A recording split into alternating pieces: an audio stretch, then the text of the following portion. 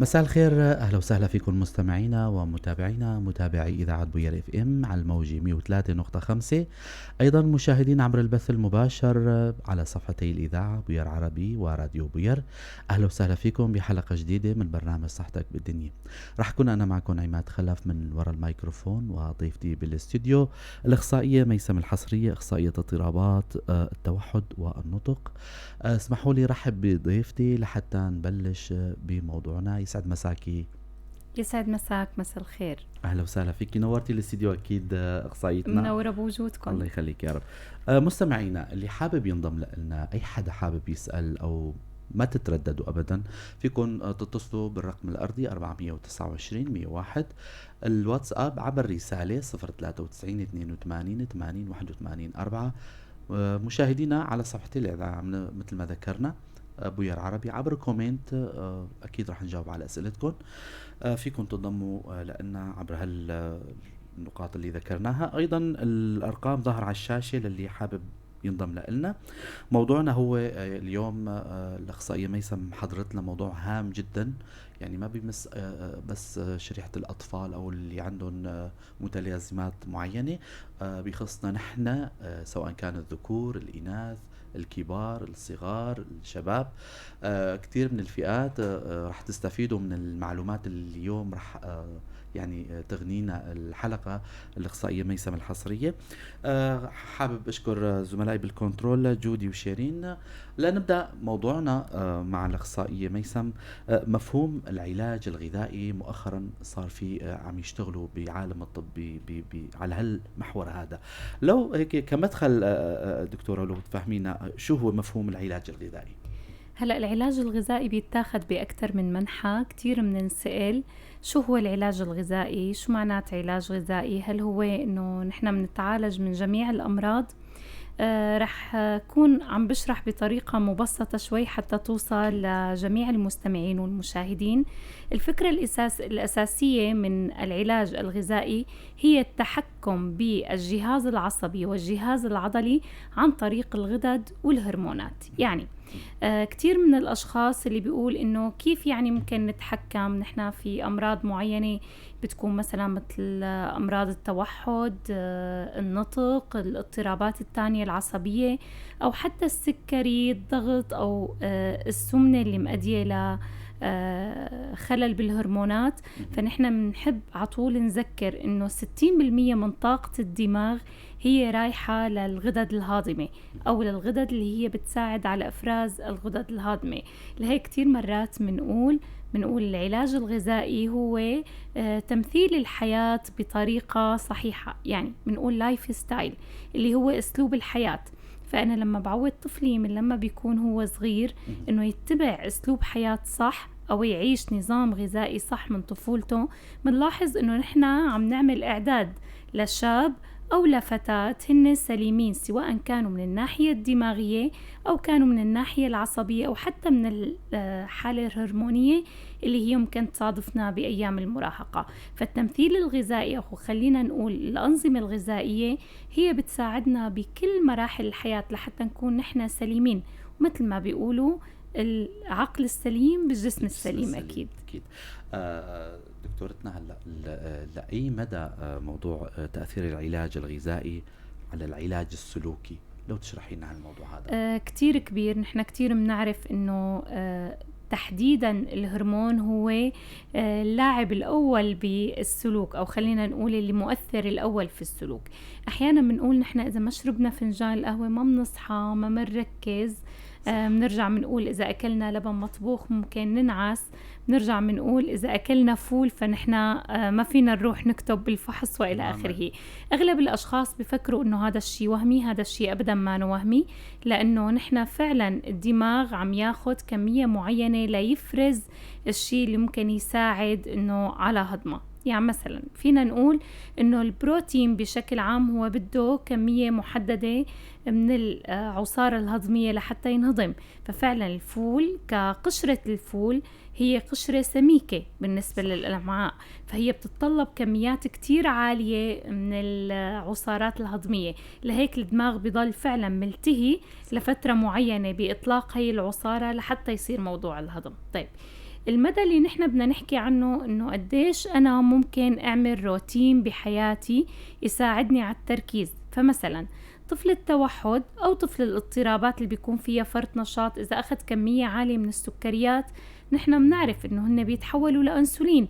هذا الأنسولين بيعمل نشاط هرموني. النشاط الهرموني غير قادر الطفل على تفريغه غير إذا كان يا أما بالحركة يا أما بحركات سلوكية معينة، فهو بيلجأ لهي الطريقة التفريغية كمدى استجابة. لنقول أيضا الأطفال اللي بيعانوا من سوء هضم، فهو طول ما هي العصارة الهضمية منطلقة كامتصاص لهي الأمعاء، فمعناتها الدماغ هلأ غير قادر على التركيز بأكثر من مهمة. نحن بنعرف إنه عطول نحن الدماغ بيقوم على استقبال، معالجة، إخراج. فهو الاستقبال تم، ولكن المعالجة بدها تبطأ لأنه المهمات كتيرة بالنسبة للدماغ، فما رح يصير الإخراج السريع.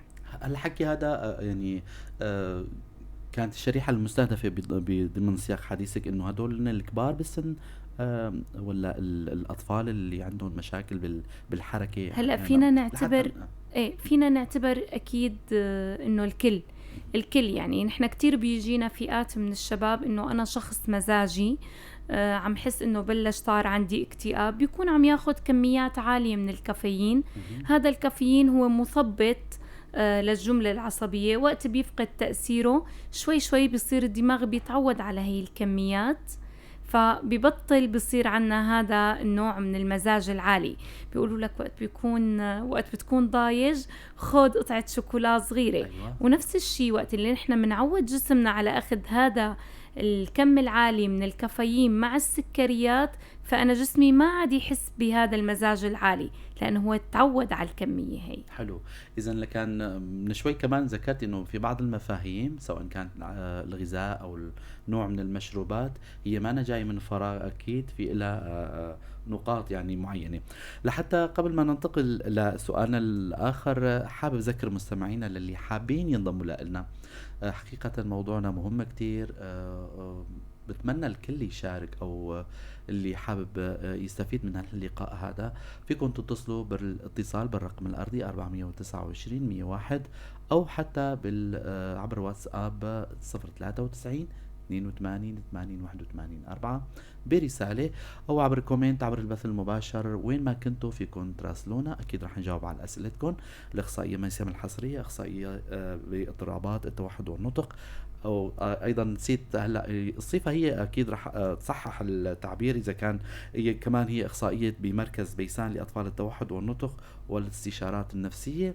وبظن انه في فرع اخر ايضا، يعني فروع اخرى بالمناطق، واكيد اذا حابب هي انه تشرح الموضوع هذا كمان ما في عنا مانع انه الدكتورة ميسم الحصرية تشرح انه عم تخدم اي مراكز. هلأ طبعا نحن أكيد شغلنا بمراكز بيسان. مراكز بيسان موجودة بالقامشلي وبالحسكة وبالجوادية. إن شاء الله منكون كمان بفروع تانية بمناطق تانية. طبعا أنا كمنطقة يعني محصورة حاليا بمركز بيسان فقط، ما عندي أي أماكن أخرى. ارتباط بآخر سابقا كان في ارتباطات بالشام أيضا كمان بدمشق، وإلى الآن مركز ملائكة الجنة بدمشق. فأي حدا أنا أكيد جاهزة لأي مساعدة بأي مكان بهدول الأماكن. أكيد طبعا مشكورة دكتورة وأخصائيتنا اللي ما يعني بتبذل جهد كبير، حتى يلي عم يتواصلوا مع برات البلد كمان ما بتقصر بموضوع الاستشارات. لننتقل لموضوعنا هذا هي كان مهم جدا لي، يعني حابب كنت أوضحها. آلية الاستفادة من العلاج دكتورة، العلاج الغذائي، يعني لو تشرحي لنا كيف الشخص رح يستفيد من العلاج الغذائي. آلية الاستفادة قد تبدو للبعض إنه هي معقدة، ولكن هي جدا جدا جدا سهلة.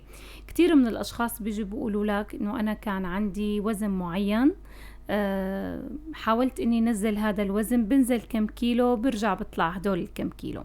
أول شي نحن بدنا نعرف إنه لما نكون عم نحكي عن آلية استفادة فنحن بدنا نحكي عن نمط. في بعض الآليات ممكن يتخذوا لفترات طويلة، أو بعض الأنظمة الغذائية ممكن تتاخد لفترة طويلة، وهي اللي بدها تكون دائمة. يعني اللي بيكون عنده أمراض مزمنة مثل السكري، مثل الضغط، مثل الاضطرابات العصبية اللي بتكون متعلقة بالأمد الطويل. أما ما تعلق باللي هي الاضطرابات الصغيرة أو اضطرابات التوحد أو اضطرابات، خلينا نقول الجملة العصبية، فهي بتكون أنظمة قصيرة المدى. يعني خلينا نشرح أكتر. أنا وقت اللي بدي أعطي للدماغ أمر معين فلازم أنا أطلب تركيز. طول ما الطفل ما عم بيركز معي، أو طول ما الشاب غير قادر على التركيز، فهو غير قادر على الحفظ أو غير قادر على النسخ أو الاحتفاظ. بالنهاية نحن بنقول الدماغ هو عبارة عن صندوق. هذا الصندوق نحن عم نحط فيه كل شيء. وقت نجي بدنا نستخرج شيء معين فنحن بدنا خلينا نقول طاقة كتير كبيرة لنطالع الشيء اللي نحن بدنا اياه، اللي هو الاستخراج. فآلية الاستفادة بدها تكون كالآتي. أول شيء إنه يكون عندي قدرة عالية على التركيز، بيكون هي عن طريق بروكا وفرينك اللي هن مسؤولين عن التركيز. طيب كيف العلاج الغذائي؟ ليش مو التدريب؟ أنا عطول بقول 50% للتدريب و50% للنظام الغذائي. لأن لنفترض أنا عم درب طفل، دربته 5 دقايق، 10 دقايق، 18 دقيقة، طبعا هي الوقت الكافي للتدريب، لقيت الطفل ما ركز معي، فهو شو استفاد؟ ولكن لما بكون أنا عاطيته كنظام غذائي شيء بيساعده عن قلة الحركة والتركيز أكتر، فأنا رح لاحظ إنه هذا الطفل ركز معي هي المدة اللي هي 18 دقيقة، فأعطاني الاستجابة المطلوبة. فمدى الاستفادة بيكون هو التنظيم بين قدرة الدماغ وقدرة الاستجابة للأمر المعطى للدماغ. تماما. يعني كان هل الملاحظة هاي يعني منا يعني على العلم فيها. حقيقة معلومة مهمة جدا كانت. ما علاقة العمر الزمني للشخص بنوع النظام الغذائي اللي عم يتبعه؟ شو له علاقة؟ كتير له علاقة، لأنه بصراحة أنا لما بدي أعطي نظام غذائي لطفل عمره 5 سنين مو مثل إذا بدي أعطي نظام غذائي لشاب عمره 20 سنة. والسبب الأساسي إنه قديش استقبال الجسم صار قادر إنه يرجع يلغي النظام القديم وياخد النظام الجديد. عطول منقول نحن الأجسام الصغيرة أو الأعمار الذهبية تبدأ من عمر السنة للأعمار وإنت طالع لل6 سنين. ليش هو عمر ذهبي؟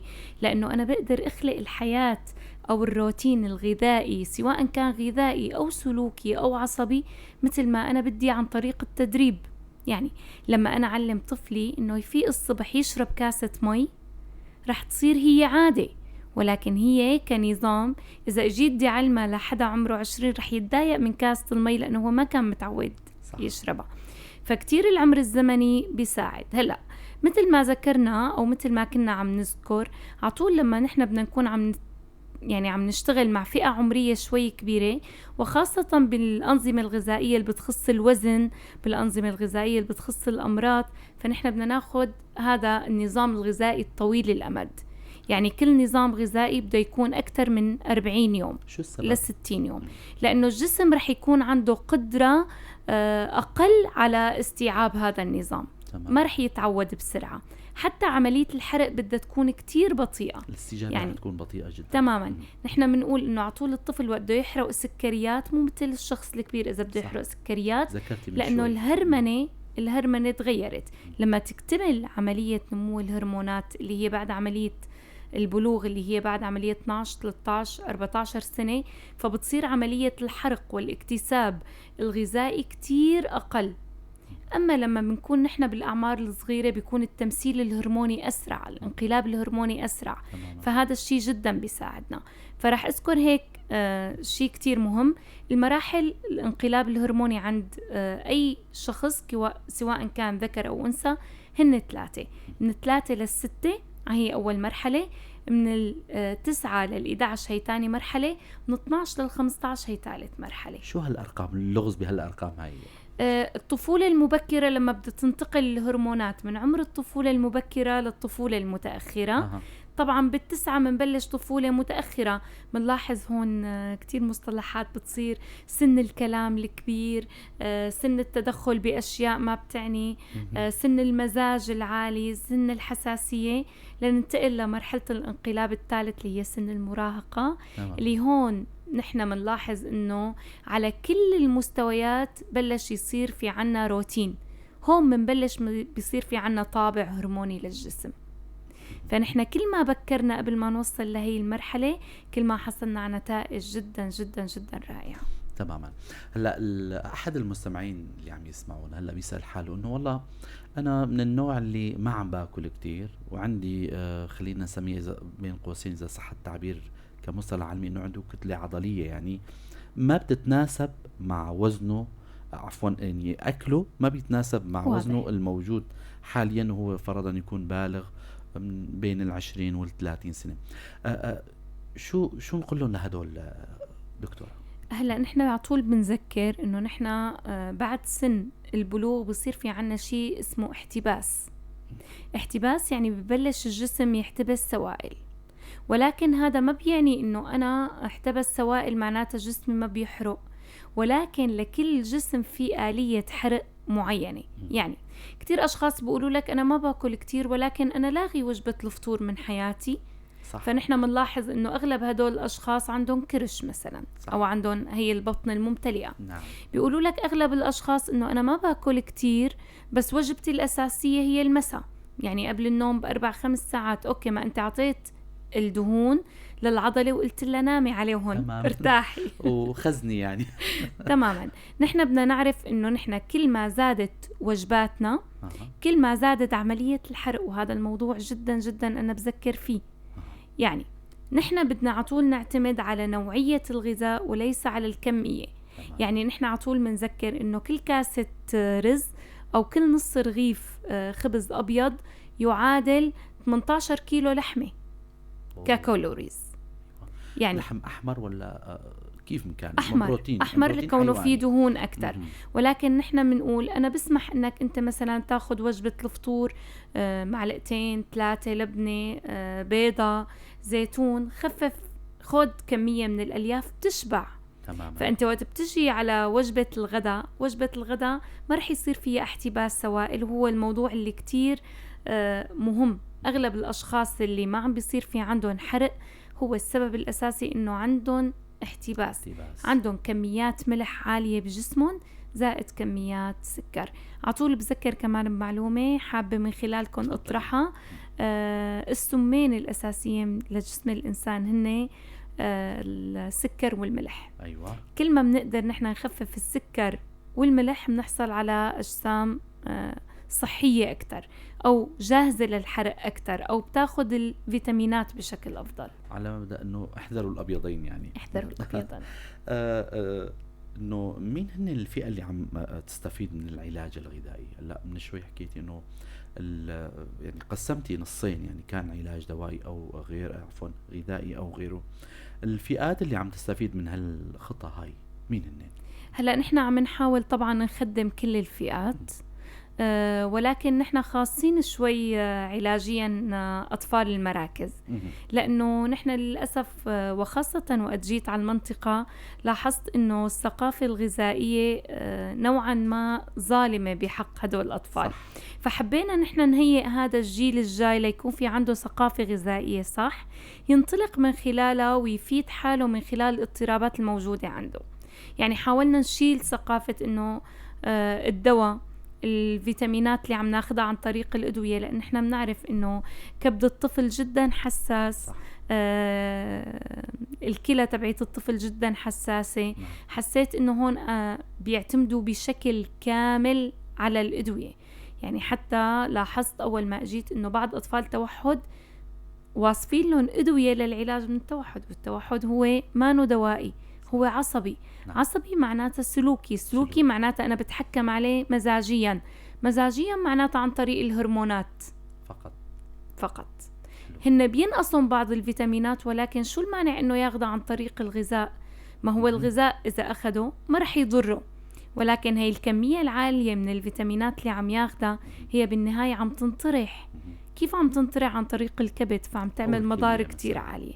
مثل كتير بيجينا انه ابني ما بياكل كل شيء، ايوه، فانا بعمل له اكلات معينة. لا، نحن بنبلش بالأنظمة الغذائية ننزل له بدائل نحرم الجسم من السكر، فبصير بيشتهي السكريات الثانوية لأنه بده يطلبها، فبصير بيطلب التمر، بيطلب التين الجاف، بيطلب الزبيب. فهيك أنا بكون عم بعطيه السكر الصحي اللي ما بيعمل له فرط نشاط. مثلا ابني بياكل كميات عالية كتير من الجبنة السائلة اللي هي كتير دارجة، نعم، فأنا لما بحرمه منها بخلي عنده حاجة للكالسيوم، ايوه، فهو بصير بيطلب الجبنة البلدية. لما بحرم طفلي من وجبات الجاهز رح يصير ياكل الوجبات التانية. هذا الشيء اللي نحن منركز عليه، انه نحاول نعطي نظام صحي صح، لانه فعلا نحن منلاحظ انه نسبة تركيز الطفل بتصير اعلى.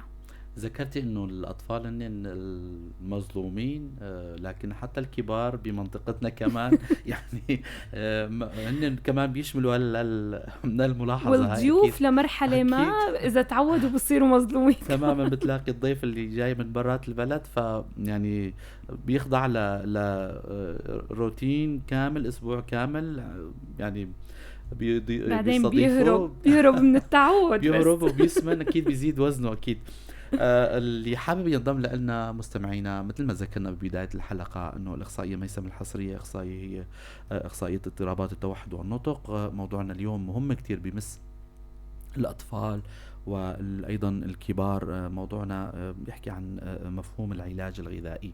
الطب دائما بتطور، ف يعني في له بدائل، فبنبتعد عن الموضوع الدواء، موضوع الامور الثانيه، بنلجا لموضوع الغذاء، لانماط معيشيه معينه. يعني في شطر الثاني من السؤال اللي كان هو راح اطرحه لاخصائيتنا، انه الفئه اللي عم تستفيد من العلاج وشو هن الاضطرابات اللي تعالج بالانظمه الغذائيه.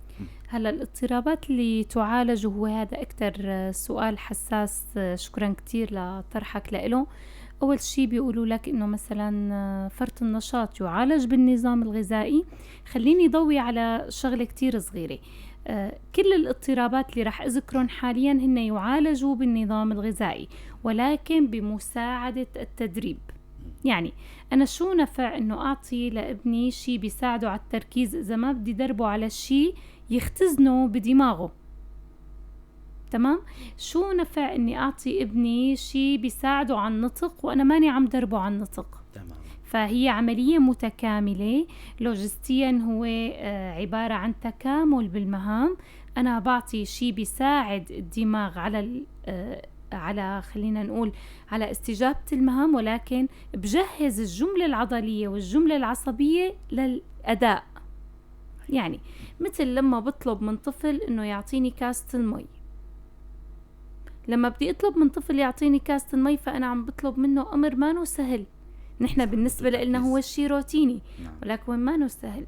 هو بده يشوف الكاسة ويعرف انه هي كاسة مي، بده يسمع وبده يشيلها، بده يعطيني اياها، بده يضل عصبيا محتفظ فيها لثواني معينة. بده يمسكها بالوقت الصح وبده يفلتها بالوقت الصح. فأنا عم بطلب منه عملية جدا معقدة. كيف إذا كان الأمر ثانوي مثل جيب الجهاز من فوق التي في مثلا؟ تماما. فأنا عم بطلب منه مهمات متعددة. طيب لما بده يكون جاهز لأداء هاي المهمة، بدنا نعرف إنه هو بده يكون مركز. بدها تكون فترة تركيزه لا تقل عن 28 ثانية ليتلقى الأمر، و28 ثانية ل 30 ثانية ليعطي الأمر. فمعناتها أنا مطلوب مني تقريبا ما يقارب 120 ثانية لحتى يكمل الأمر بأداء مهارة عالي. فأنا هي 120 ثانية هي بتتطلب إنه يكون الدماغ قادر على التركيز. هون خلصت مهمة النظام الغذائي، ولكن أنا أيضا بدي يكون مدربته على خلينا نقول على أداء هي المهارة بهذا المستوى اللي أنا بدي إياه. فالفئة اللي بدها تستخدم هذا النوع من الأنظمة الغذائية، سواء كان من ناحية الاضطرابات، سواء كان من ناحية مثل مريض السكر، لما أنا بدي أطلب منه أو خليني أقول بدي أعمل له نظام غذائي بدي يكون أنا أيضا عاطية المدى لاستجابته لإلي لحتى ينفذ أداء مهاراته، لأنه هو ما متعود يقعد بلا سكر، صح. وبالتالي أنا عم بسحب السكر، فأنا بدي أعطيه البدائل إنه هو يقوم بمجهود عضلي يساعده بإفراز الأنسولين بشكل طبيعي. فهي عطول أي عملية نظام غذائي بتنقسم لشقين: شق أدائي اللي هو تدريبي، وشق نظام غذائي اللي هو هرموني أو عصبي. رح أذكر المستمعين للي عم يسمعونا لا تترددوا، تشيلوا السماعة وتتصلوا معنا عبر الرقم الأرضي 429 101، عبر الواتساب برسالة 093 82 80 81 4. مشاهدين على صفحتي الإذاعة بوير عربي وراديو بوير، عبر كومنت رح نجاوب على أسئلتكم. أكيد موضوعنا مهم كتير، أي حدا حابب يسأل ما عنا مانع. هلأ صار وقت إنه نجاوب على أسئلتكم. الأخت سعاد هي بعتي سؤال أكيد رح نطرحها على الأخصائية. ما هي أسباب التوحد؟ ولو أنه بعيد عن موضوعنا، أهلا وسهلا فيك أخت سعاد. ما هي أسباب التوحد؟ يعني خلقي أو مكتسب؟ وهل صحيح شاشات أو موبايلات هي شيء التعريف الشاشات والموبايلات سبب في مرض التوحد أو زوج الأقارب، يعني التزاوج أو الزواج من الأقارب؟ هي نحويا كانت شوي فيها أخطاء، ولكن السؤال واضح. أول شي بدي رحب بالست سعاد. أكيد أنا جاهزة وبحب ذكر حتى لو كان خارج شق الأنظمة الغذائية، فأنا أكيد جاهزة إني جاوب. خلينا نقول الأسباب كانت مجهولة سابقا، ولكن الشي اللي بدي ضوي عليه إنه هو ما شي جيني، يعني ما شيء متوارث، هو قد توارث البيئة الحاضنة اللي هو الرحم. خلينا نقول الغيمة الأساسية أو الفكرة الأساسية اللي بينطلق تحت كل أسباب التوحد هي نقص الأكسجة، ولكن نقص الأكسجة قد يكون مكتسب بقصد فيه اللي هو عن طريق أيام الأخيرة من الحمل. يعني مثل ما بنعرف نحن المنطقة هي ليش فيها حالات كتير؟ لأن فيها حراقات، فيها مواد كيميائية عالية، أحيانا الربو، يعني هذا كله يعد مكتسب من الأم. طبعا نقص فيتامين 12، زيادة المعادن، كتير في موضوع أخذ الفيتامينات بدون تحاليل. بروح عند دكتورة نسائية بتكتب لي كم عالي من الفيتامينات، والحموض بدون ما أكون عاملة تحليل. ممكن زيادة المعادن الثقيلة بالجسم أيضا تؤدي إلى نقص أكسجة عند الجنين. وفي عنا العوامل الثانية اللي هي بتكون عسر الولادة المبكرة اللي هي بتكون أثناء عملية الولادة، ولكن إنه هي شيء وراثي؟ لا، ما شيء وراثي. قديش ممكن تأثر الشاشات؟ كمان خليني جاوب عن هذا السؤال. الشاشات مؤثرة، يعني قد تزيد من حدة الاضطرابات، ولكن هي ما سبب أساسي للتوحد. قد تكون سبب من أسباب نقص الاكتساب أو الحرمان البيئي بشكل كتير كبير، اللي بيؤدي فيما بعد إلى تفكك مهارات. قد يصيب بعد شيء اسمه توحد تفككي اللي بيصير بعد سن 3 سنين، ولكن كتوحد كامل لا، ما بيصير أبدا وراثي، وما بيكون جيني ولا من زواج الأقارب، ولكن قد يكون سببه نقص الأكسجة اللي بيصير بعوامل الحمل. تمام. أحد المستمعين بعت رسالة عبر الواتساب إنه بيشكي المفهوم من الرسالة إنه عنده طفلته عندها فرط، يعني حركة عم تتحرك حسب ما هو شارح، إنه عم تتحرك كتير. يا ترى هالحالة هي سليمة ولا ما أنا سليمة؟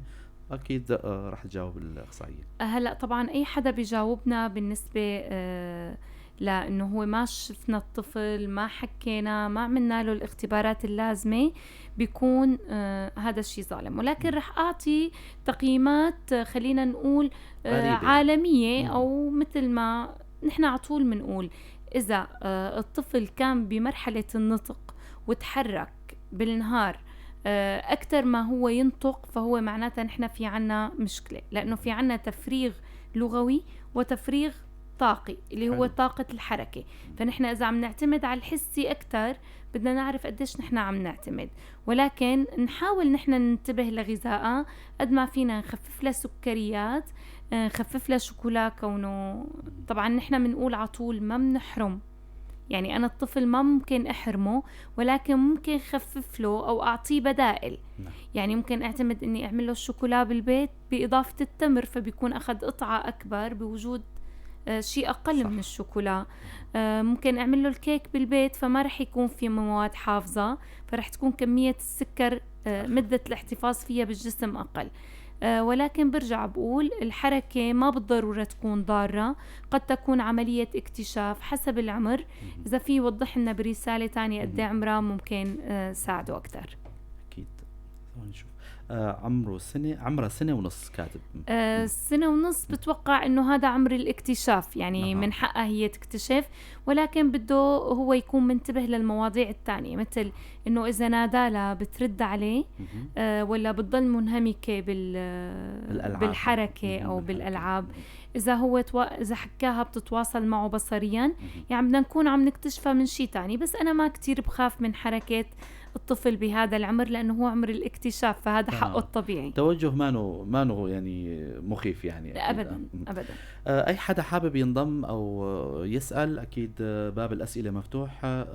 في الاتصال بالرقم الأرضي 429 101 عبر الواتساب برسالة 093 82 80 81 4.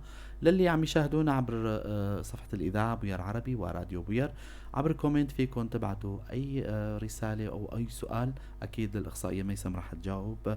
رح نترك المايك للإخصائية ميسم لحتى نصائح للأهالي، للأمهات، للآباء، لنختم لقائنا الجميل والمعلومات القيمة اللي اليوم حقيقة لأول مرة كنت بسمعها، وبتمنى أنه نستفيد منها.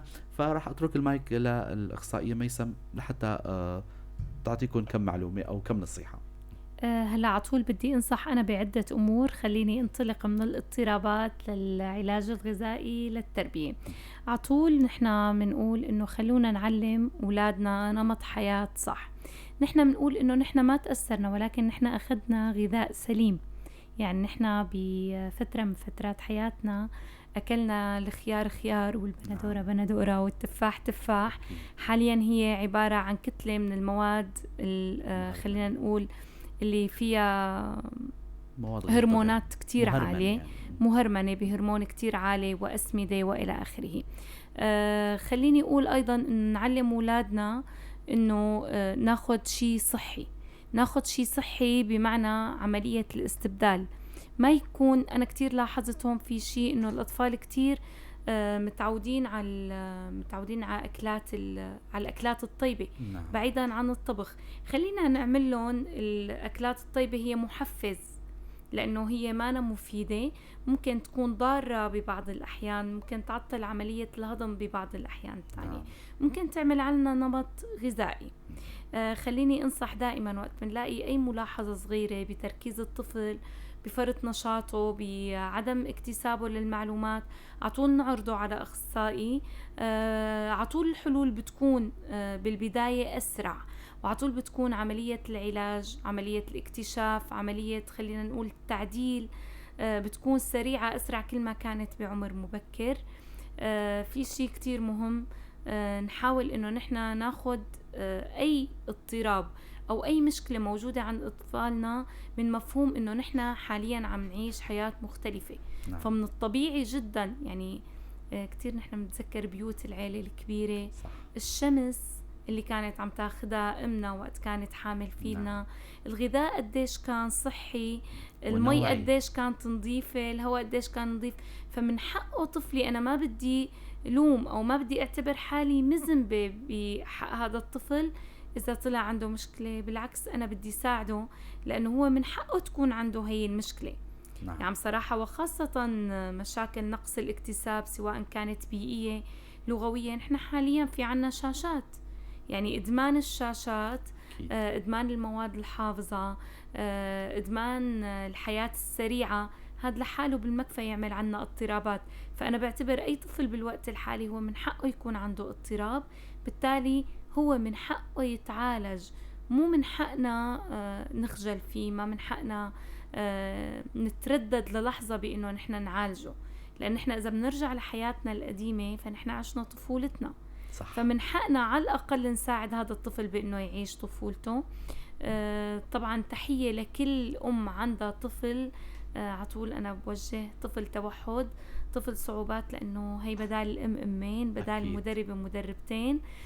مع تحية عطول بتكون كتير كبيرة لأي شخص بيشتغل مع هدول الأطفال، لإنه أنا بسميهم منارة الحياة، لإنه هن بالنسبة لإلي فعلًا منارة الحياة على كل الأصعدة. ألف شكر لكم الأخصائية ميسم الحصرية، أخصائية باضطرابات التوحد والنطق، على هاللقاء الجميل والاستضافة الحلوة والمعلومات القيمة. شكرًا كتير لإلك، باتمنى بالمرات الجاية ناخد أسئلة أكتر، إن تكون شاء الله. صارت عنا هي الثقافة الغذائية، لإنه هي جدًا مهمة بحياتنا. إن شاء الله. بتشكركم أيضا زملائي بالكنترول شيرين وجودي. أيضا كنت معكم أنا عماد خلف من وراء الميكروفون. ضلوا بخير وسلامة.